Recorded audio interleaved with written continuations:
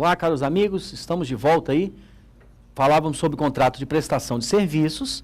Finalzinho da aula, a gente terminou os artigos de prestação de serviços. E aí hoje a gente retoma discutindo um pouquinho sobre contrato de empreitada, né? Já fiz aquela distinção entre prestação de serviços e empreitada. Contrato de empreitada, na doutrina tradicional, se refere à contratação de uma obra pronta e acabada, mas a gente viu que o legislador, na prestação de serviços, fala, às vezes, de uma obra pronta e acabada. E aí, me parece a opinião do Carlos Roberto Gonçalves, a mais avalizada, a mais balizada aí nesse sentido, no intuito de colocar o contrato de empreitada como sendo apenas aquele contrato onde há construção, né, de uma determinada obra, assim. Então, construção de viadutos, pontes, a redação de uma reforma, uma casa, um edifício, um conjunto de casas, etc. E esse seria contrato de empreitada. Vejam vocês que o contrato de empreitada, o empreiteiro, ele pode cobrar pelo contrato de empreitada somente em relação ao serviço que está sendo executado, né? Então ele vai entrar só com a sua mão de obra, ou então o contrato de empreitada, o empreiteiro pode entrar com a mão de obra e também com os materiais que eventualmente vão ser utilizados. E aí, portanto, eu teria duas espécies de empreitada. Vou colocar aqui no quadro, então, olha só. O contrato de empreitada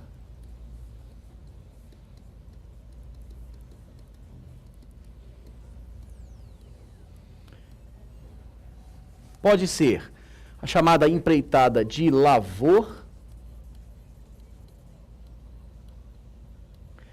que é aquela que o empreiteiro entra só com a mão de obra. Então, os materiais aqui são do dono da obra, ou então a empreitada pode ser mista, onde o empreiteiro vai entrar com a mão de obra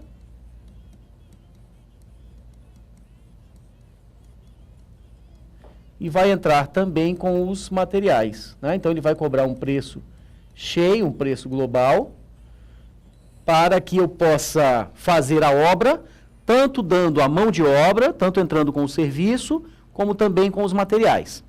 Vejam vocês que na empreitada de lavor, na empreitada de mão de obra, se eu só estou entrando com o serviço, logicamente que a perda do material por fortuito, o prejuízo deverá ser direcionado ao dono da obra, porque ele é proprietário dos bens, res peri indômino. Ao passo em que, se eu estou diante da empreitada mista, então eu agora sou dono da minha mão de obra, do serviço e também dos materiais. E aí, havendo a perda do material por fortuito, o prejuízo, em regra, num primeiro momento, ele fica com o dono, melhor, com o dono da obra não, com o empreiteiro, né? Empreitada de lavor. Perda do material por fortuito, aí sim, o prejuízo do dono da obra. Empreitada mista, perda do material por fortuito, o prejuízo acaba sendo do empreiteiro. Talvez vocês possam se deparar em prova também com a expressão empreitada à forfait, ou empreitada com preço forfaitário. A empreitada à forfait nada mais é do que um preço global, um preço cheio, né? Então, por exemplo, a empreitada, o contrato de empreitada pode ser feito por etapas, e o preço também será pago por etapas, né? Estou construindo uma casa. Então, eu combino que na primeira semana eu vou erguer, por exemplo, o muro, e aí vou receber por isso. Depois eu vou começar com o piso. Ao término desse serviço eu recebo também. Então, empreitada por etapas, né? Eu vou fazendo e o dono da obra vai me pagando. Ou então eu posso cobrar um preço global. Quando eu cobro um preço global é o que eu chamo de empreitada à forfait, ou empreitada com preço forfaitário, né? É mais ou menos assim, ó. Empreitada à forfait, né? Ou seja, com preço forfaitário. É quando, na verdade, há um preço global. Estou cobrando o valor inteiro, o valor cheio, né? Bom, pessoal, existe um artigo no contrato de empreitada que eu tenho que comentar com vocês, que é o artigo 613, que é um artigo que eu confesso que eu não consigo entendê-lo. Porque imaginem vocês, eu disse que se a empreitada é de lavor, ou seja, o empreiteiro só entra com a mão de obra, a perda do material por fortuito, o prejuízo é do dono da obra. Na empreitada mista, se há perda do material por fortuito, o prejuízo fica com o empreiteiro, já que ele é dono do material. Só que o 613, eu vou trazer ele aqui para o quadro, olha só. O 613 me traz uma redação que é no mínimo curiosa. Olha lá.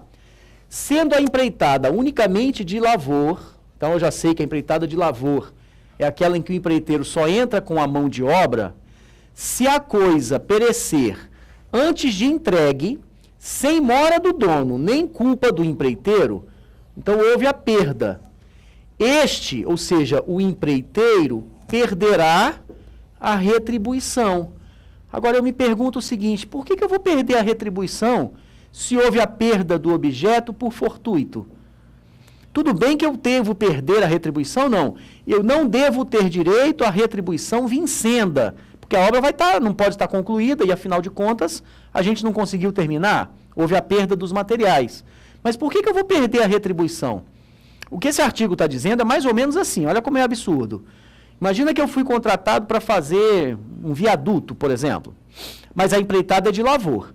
Então eu estou entrando só com a mão de obra e o dono da obra está trazendo os materiais. Esse contrato ele vai ter duração, por exemplo, de 3 meses. Com 2 meses de obra, houve uma tempestade e a ponte ou o serviço que eu já tinha feito, ele arruinou por completo. Então foi perdido todo o serviço que foi feito. Uma enchente, etc., levou a ponte com os materiais, com tudo. Ora, eu sei que a empreitada, se é de lavor, a perda dos materiais por fortuito será imputável ao dono da obra, porque eu só estou entrando com a mão de obra. Só que dos 3 meses de contrato, a minha equipe, trabalhamos 2 meses. Por que eu vou perder o direito à retribuição? Porque diz o 613 que eu não tenho direito a receber nada. Qual seria o certo? Eu tenho direito à retribuição vencida.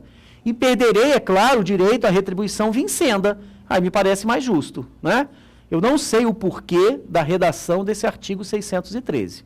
Olha lá, se a empreitada for unicamente de lavor, ou seja, de mão de obra, se a coisa perecer antes de entregue, então, sei lá, a ponte, por exemplo, desabou, mas vejam vocês, que nem estava em mora o dono da obra, nem foi por culpa do empreiteiro. Ora, se não foi por culpa do empreiteiro, a perda dos objetos aí deve ser imputada ao proprietário, e o proprietário é o dono. Aí ele vai dizer que o empreiteiro perderá o direito à retribuição. Me parece muito injusto, né?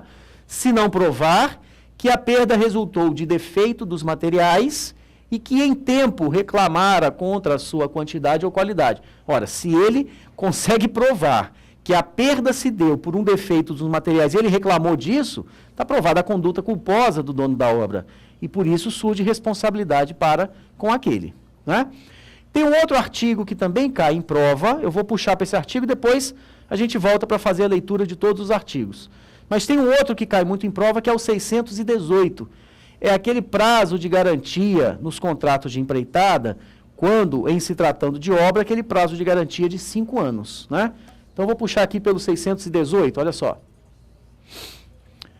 Nos contratos de empreitada de edifícios ou outras construções consideráveis, o empreiteiro de materiais e execução responderá durante o prazo irredutível de 5 anos pela solidez e segurança do trabalho, assim em razão dos materiais como do solo.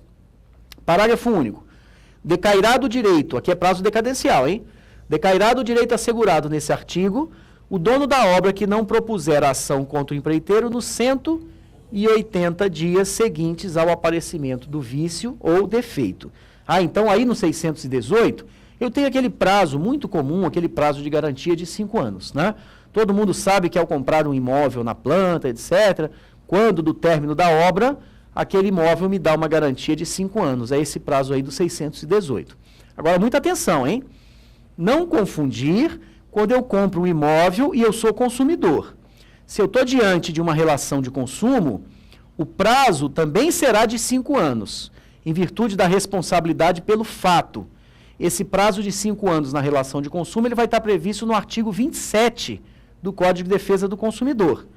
E lá no artigo 27, O prazo de 5 anos começa a contar a partir do momento em que o defeito foi evidenciado e o conhecimento da autoria do dano.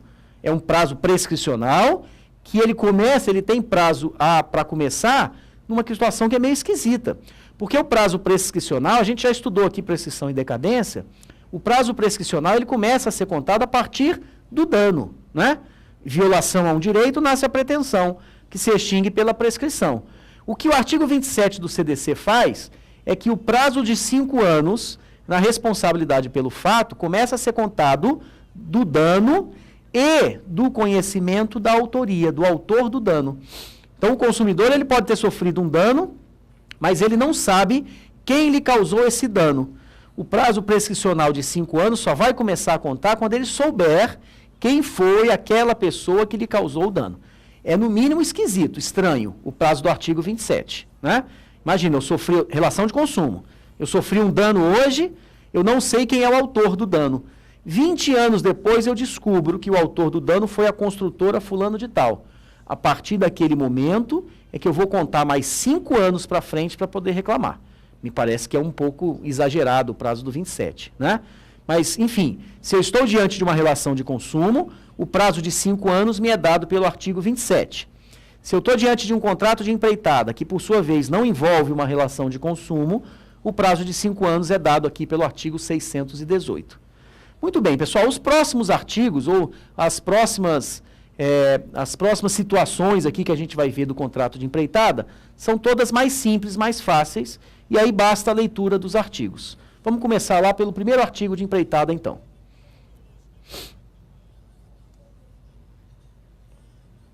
Artigo 610, começa o legislador falando sobre empreitada, né? Então, olha só, o empreiteiro de uma obra, ele pode contribuir para ela só com o seu trabalho, e aí seria, portanto, empreitada de mão de obra, né? Chamada empreitada de lavor, ou com ele e os materiais. E aí eu teria, portanto, a empreitada mista. Parágrafo 1º. A obrigação de fornecer os materiais não se presume. Resulta da lei ou da vontade das partes. Então, olha só. Se não há estipulação, a empreitada, ela é de lavor. Para que haja empreitada mista, eu preciso de ou ter uma previsão legal, ou então o contrato obrigatoriamente deve fazer menção à empreitada mista. Parágrafo 2º. O contrato para a elaboração de um projeto não implica a obrigação de executá-lo ou de fiscalizar-lhe a execução. São coisas diferentes, né? Eu posso ser contratado para fazer um projeto, o que não significa que eu tenho a obrigação de executar aquela obra e muito menos de fiscalizar aquela obra. São contratos, apesar de serem de empreitada, são contratos distintos, né? Muito bem, artigo 611. Quando o empreiteiro fornece os materiais, correm por sua conta os riscos, até o momento da entrega da obra. Então, olha só, se o empreiteiro fornece os materiais, então eu estou diante da empreitada mista, se ele é proprietário, é claro que vai correr por sua conta o prejuízo, né? Res peri indômino. O prejuízo fica com o proprietário. Então, quando o empreiteiro fornece os materiais, correm por sua conta os riscos até o momento da entrega da obra, a contento de quem encomendou, se este não estiver em mora de receber. Pessoal, olha só como aqui na parte especial, principalmente nos contratos em espécie, a gente vai aplicando outros institutos, né? Se o dono da obra está em mora de receber a obra, é porque eu vou aplicar aqui para ele aquela chamada perpetuatio obrigationes, não é? Olha, eu não tenho mais obrigação de conservar obrigações, não é? Se a mora é do dono da obra, eu não tenho mais obrigação de conservar aquela obra, né? Mas se estiver em mora, portanto, por sua conta correrão os riscos. Aqui é só aplicação da parte geral. 612. Se o empreiteiro só forneceu mão de obra, todos os riscos correrão por quem, né? Todos os riscos que não tiver culpa correrão por conta do dono, né? Olha, é verdade. Olha assim, se o empreiteiro só entrou com a mão de obra, no que tange a perda do material por fortuito, os riscos ocorrerão por conta do dono da obra, porque ele é proprietário, né? E em sendo proprietário, eu aplico a regra do res peri in domino. Vejam vocês que os artigos aí de empreitada são mais simples, não é, pessoal? O 613 foi esse que a gente já conversou, que a gente já discutiu. Confesso a vocês que eu não entendo por que o empreiteiro vai perder a retribuição, né? Ele deveria perder a retribuição, sim, mas das parcelas vincendas, não das parcelas vencidas. 614. Se a obra constar de partes distintas ou for de natureza das que se determinam por medida, o empreiteiro terá direito a que também se verifique por medida, ou segundo as partes em que se dividir, podendo exigir o pagamento na proporção da obra executada, né?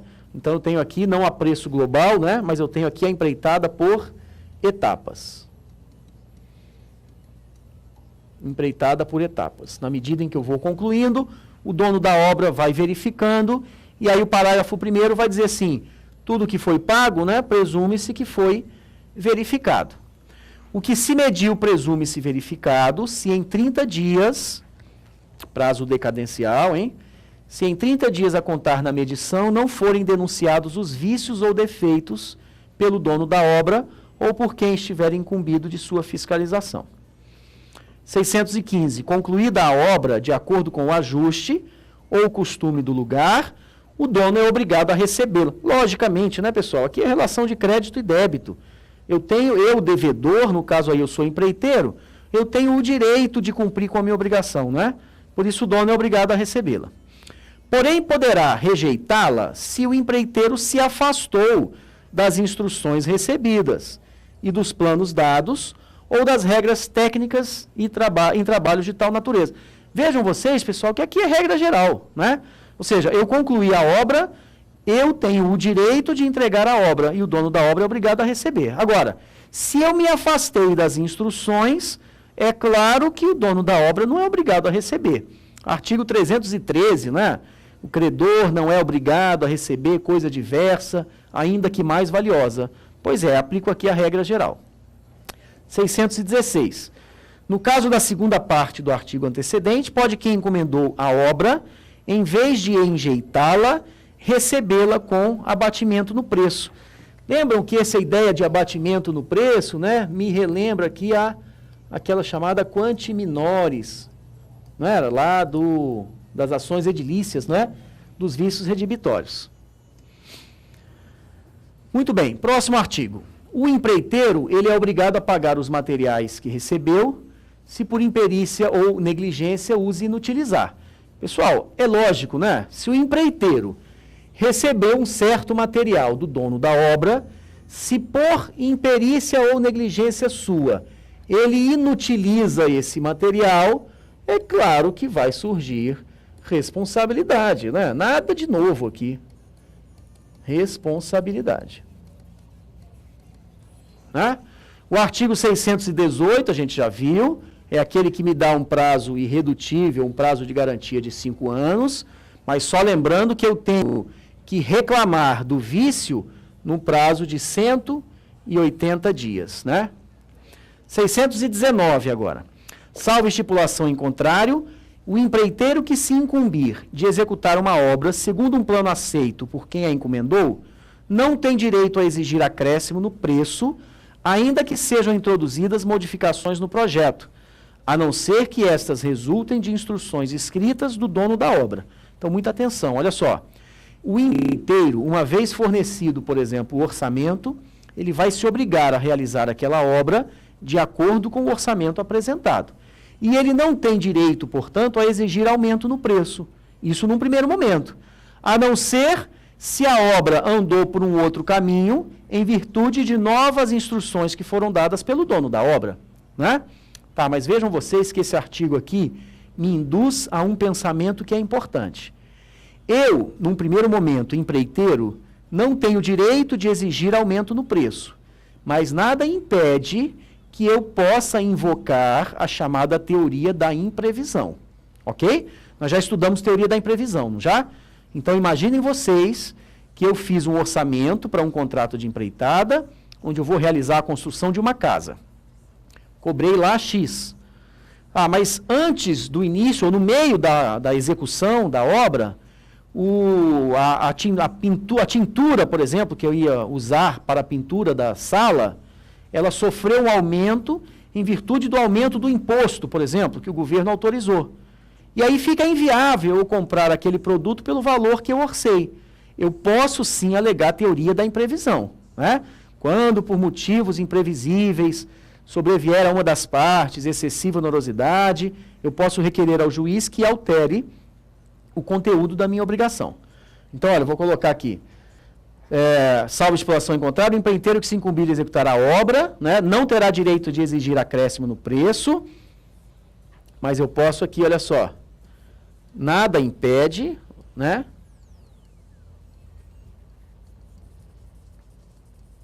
que haja a adoção da teoria da imprevisão, né? Eu não posso exigir aumento no preço, tudo bem, eu já passei o orçamento, já disse quanto é que eu cobrava, mas nada impede que eu alegue depois que, em virtude de um fato superveniente que me era imprevisível, me causou uma excessiva onerosidade. E aí é claro que eu tenho direito, sim, a aumento no preço, ou melhor, a revisão, né, do objeto da obrigação. Parágrafo único. Ainda que não tenha havido uma autorização escrita, o dono da obra é obrigado a pagar ao empreiteiro os aumentos e acréscimos, segundo o que for arbitrado, se ele, sempre presente à obra, por continuadas visitas, não podia ignorar o que se estava passando e nunca protestou, né? Então, eu cobrei X para fazer a reforma de uma casa, estou lá executando a reforma e o dono da obra está vendo que eu estou utilizando um material diverso daquele que eu cobrei no início, um material mais caro. Ele está vendo que eu ampliei um pouquinho mais o quarto, eu fiz uma outra reforma, etc. Se ele estava vendo e não protestou, é porque ele estava aceitando. Há uma presunção relativa, é verdade, né? Há uma presunção de que ele estava aceitando. E em aceitando, é claro que lá na frente eu vou poder cobrar aumento no preço. Muito bem. Próximos artigos aí, 620, né? Se ocorrer diminuição no preço do material ou da mão de obra, no valor de 1/10 do preço global convencionado, poderá este ser revisto a pedido do dono da obra para que se lhe assegure o direito à diferença apurada, né? Então, cláusula rebus sic stantibus, né?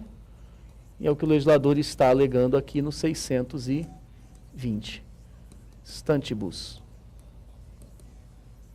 Né? Cláusula rebus sic stantibus. Usado também, por exemplo, lá na a prestação de alimentos, né? Muito bem, 621. Sem anuência do seu autor, não pode o proprietário da obra introduzir modificações no projeto por ele aprovado, ainda que a execução seja confiada a terceiros, a não ser que por motivos supervenientes ou razões de ordem técnica fique comprovada a inconveniência ou a excessiva onerosidade de execução do projeto na sua forma originária. Então, a regra geral aqui é o seguinte, olha, sem anuência do autor, eu não posso também mudar a obra, né? Pacta sunt servanda. É o que o legislador está dizendo. Parágrafo único. A proibição desse artigo não abrange alterações de pouca monta, ressalvada sempre a unidade estética da obra projetada. Tá, 622. Se a execução da obra for confiada a terceiros, a responsabilidade do autor do projeto respectivo, desde que ele não tenha assumido uma direção ou fiscalização, ficará limitada aos danos resultantes do defeito previsto no artigo 618, aquele da solidez da obra, né, dos materiais, etc. Ora, eu fiz o projeto, a minha responsabilidade é pelo projeto, e não em relação à execução, já que eu não fui contratado para executar a obra. Tá, 623. Mesmo após iniciada a construção, pode o dono da obra suspendê-la, desde que pague ao empreiteiro as despesas e lucros relativos aos serviços feitos, mais indenização razoável, calculada em função do que ele teria ganho se tivesse concluído a obra. Isso aqui nada mais é, pessoal, do que a aplicação do Instituto das Perdas e Danos, né? Perdas e danos, que devem ser abrangidas por tudo aquilo que ele efetivamente perdeu, dano emergente, aliado, por sua vez, àquilo que ele deixou de ganhar é o chamado lucro cessante. Né? Nada de novo aí, portanto. Muito bem, artigos finais aí de empreitada, né? Suspensa a execução da empreitada sem justa causa, vai responder o empreiteiro pelas perdas e danos. Nada de novo aqui também, segue a regra geral, né? Se você foi contratado, não fez o serviço, indenização, perdas e danos. Agora, o 625 vai dizer que o empreiteiro poderá suspender a obra por culpa do dono ou por motivo de força maior. Eu já disse a vocês que quando o legislador fala em força maior, eu entendo que aplica também o caso fortuito, porque hoje em dia são expressões sinônimas, né? Apesar de haver quem entenda de maneira diferente. O empreiteiro também poderá suspender quando no decorrer dos serviços se manifestarem dificuldades imprevisíveis de execução, resultantes de causas geológicas ou hídricas ou outras semelhantes, de modo que torne a empreitada excessivamente onerosa e o dono da obra se opuser ao reajuste do preço inerente ao projeto por ele elaborado. Isso aqui nada mais é do que teoria da imprevisão. E aqui eu vou puxar um assunto, olha só.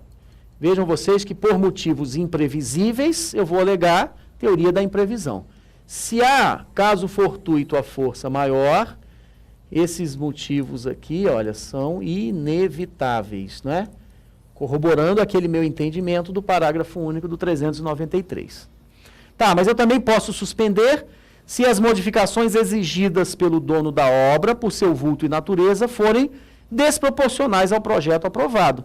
Ainda que o dono se disponha a arcar com o acréscimo. Olha, eu não sou obrigado a aceitar o aumento. Afinal de contas, eu fiz o projeto e estou executando aquela obra. Ainda que haja um aumento na obra e o dono da obra se dispõe a pagar por ele, eu não sou obrigado a aceitar. Porque nós temos que renegociar novamente a obra que foi feita. Né?